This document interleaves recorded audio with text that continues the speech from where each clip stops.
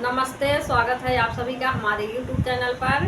आज मैं एक कजरी गीत लेके आई हूँ। पसंद आए तो आप लोग हमारे चैनल को सब्सक्राइब करना और कमेंट में बताना गीत कैसे लगा। पिया मेहदी ली आई दा मोती झील से, जाके साइकिल से ना। पिया मेहदी ली आई दा मोती झील से, जाके साइकिल से ना।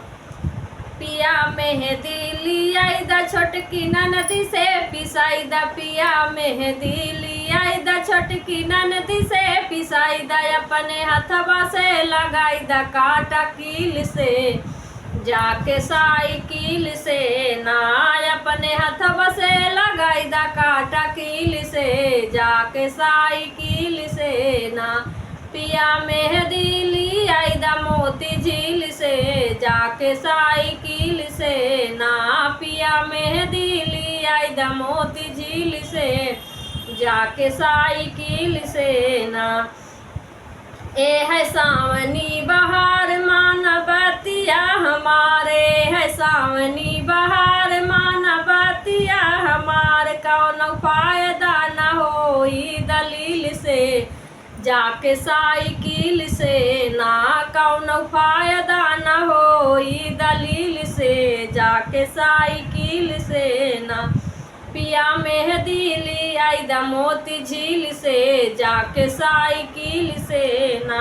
पिया मेहदी ली आई दा मोती झील से, जाके साइकिल से ना। पकड़ ले हैं बागवान चाहे हो जाई चलान, पकड़ ले हैं बागवान चाहे हो जाई चलान। तो के लड़के छोड़ा ले वकील से, जाके साइकिल से ना। तो के लड़के छुड़ा ले वकील से, जाके साइकिल से ना।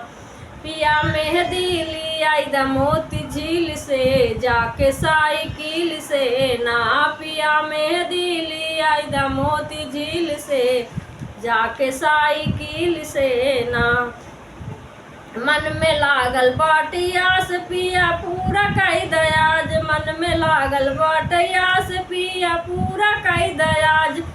तो के सब कुछ ने छावर कर दी दिल से, जाके साइकिल से ना। तो के सब कुछ ने छावर कर दी दिल से, जाके साइकिल से ना। पिया मेहदी ली आई दा मोती झील से, जाके साइकिल से ना। पिया मेहदी ली आई दा मोती झील से, जाके साइकिल से ना।